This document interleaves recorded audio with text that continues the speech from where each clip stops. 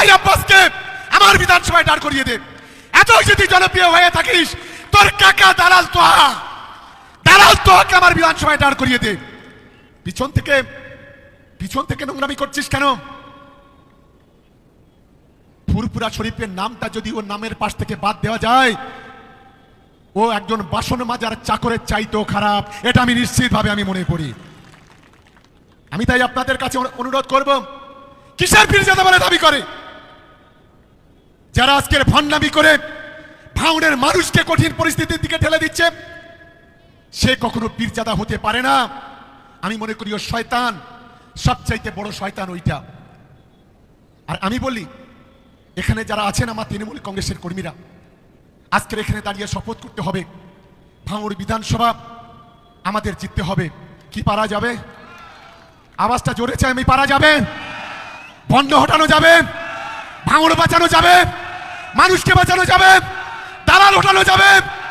নিশ্চিতভাবে আমি মনে করি এটাই হচ্ছে ভাঙড়। ভাঙড়ের গর্জন আইএসএফ এর বিসর্জন, ভাঙড়ের গর্জন বিজেপির বিসর্জন। আর এদের একটা গুরুদেব আছে, যার নাম হচ্ছে বিজেপির দালাল শুভেন্দু অধিকারী।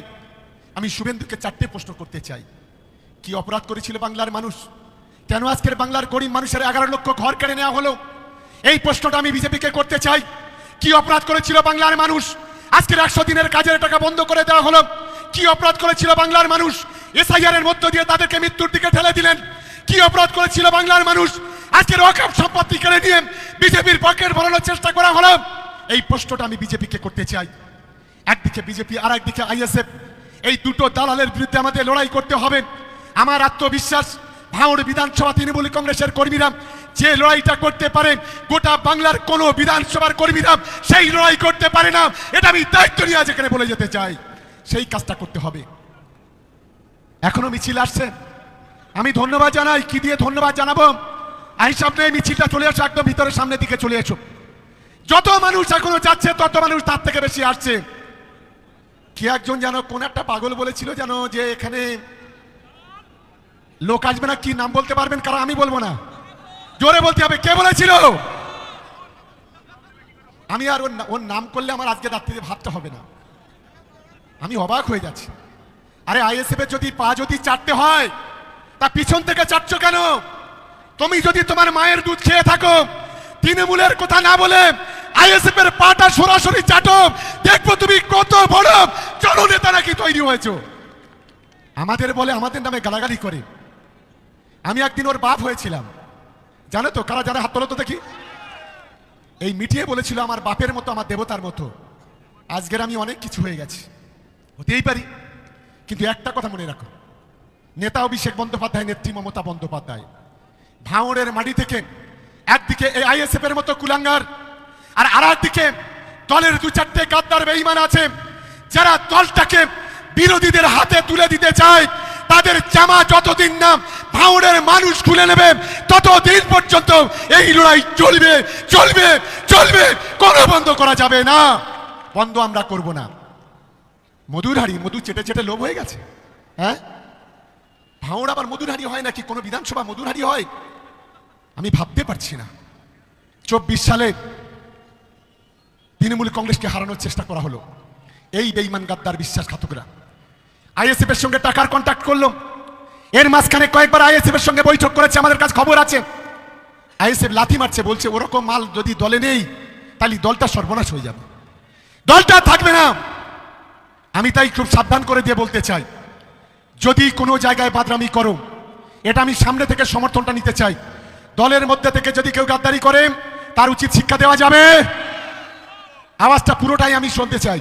এদিকে যাবে, দলের মধ্যে থেকে গাদ্দারি করলে লড়াই হবে, এদিকে লড়াই হবে।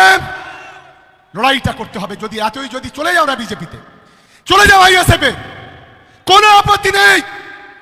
কাল যদি ভোট হয়, 1 লক্ষ ভোটে তৃণমূল কংগ্রেস জিতবে, ভাঙড়ে আটকাবার ক্ষমতা কারণ নেই। এটা চ্যালেঞ্জ। আমার এখানে 1 লক্ষ হিন্দু ভাই বোনেদের ভোটার আছে। এখানে যারা বসে আছে, কেউ হিন্দু কেউ মুসলমান। আমরা যখন দুর্গা পূজার সময়, আমি যদি ওই দুর্গা পূজাতে যাই, আমি নাকি হিন্দু হয়ে যাই। কোন হিন্দু ভাই আমাদের যদি বাড়িতে আছে, সে যদি মিলাদের সময় বসে থাকে, সে নাকি মুসলমান হয়ে যায়। এই সংস্কৃতি একমাত্র আইএসএফ তৈরি করেছে ভাঙড়ের মাটিতে, আইএসএফ তৈরি করেছে। আমি আমার হিন্দু ভাই বোনেদের বলবো, ওদের কাঁচাটা খোলার সময় এসে গেছে।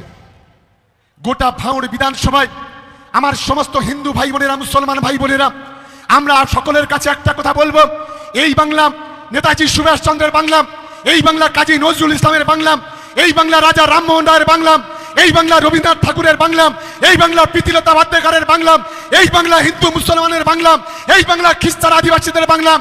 এই বাংলাকে যারা হিন্দু মুসলমানকে ভাগ করতে চায়, তাদের বিরুদ্ধে জনমত সংগঠিত করে আগামী দিনে তাদের এমন শিক্ষা দিতে হবে, ভবিষ্যতে ভাঙড়ের মাটিতে ভোটে চাওয়া তো দূরের কথা, তারা যেন ভাঙড়ের মুখ না যেন দেখায়, সেই ব্যবস্থাটা করতে হবে। আমি এই অনুরোধ সকলের কাছে করব।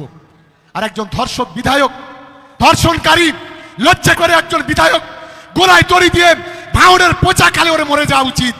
অসভ্য, লজ্জা করে না? মায়ের ইজ্জত দিয়ে, বোনের ইজ্জত দিয়ে ছিনিমিনি খেলা করে আজকে যে নোংরা খেলা খেলছে, তার বিরুদ্ধে ভাঙড়ের মানুষকে সংগঠিত হতে বলবো। আগামী 28শে ডিসেম্বর আমরা একটা সভা করব ভাঙড় 2-এ।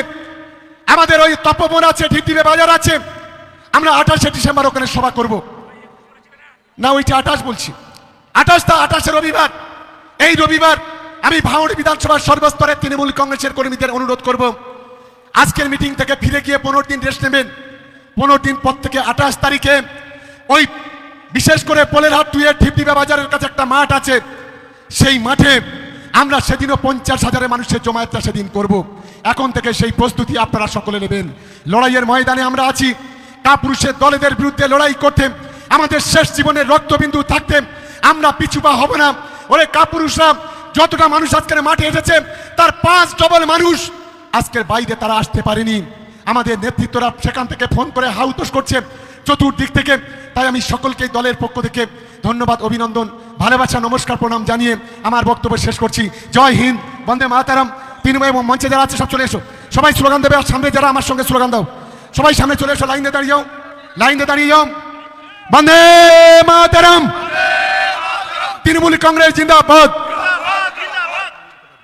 তৃণমূল কংগ্রেস জিন্দাবাদ, মমতা ব্যানার্জি জিন্দাবাদ, অভিষেক ব্যানার্জি জিন্দাবাদ। বন্দে মাতরম। আমাদের সংগ্রাম, তৃণমূলের সংগ্রাম, ভাঙড় বিধানসভার সংগ্রাম, ছাত্র যুবর সংগ্রাম, মহিলাদের সংগ্রাম, খেটে মঞ্চের সংগ্রাম। বন্দে মাতরম। আগামী 28শে ডিসেম্বর জনসমাবেশে দলে দলে যোগ দিন। আগামী 28শে ডিসেম্বর পোলেরহাটে জনসমাবেশে দলে দলে যোগ দিন।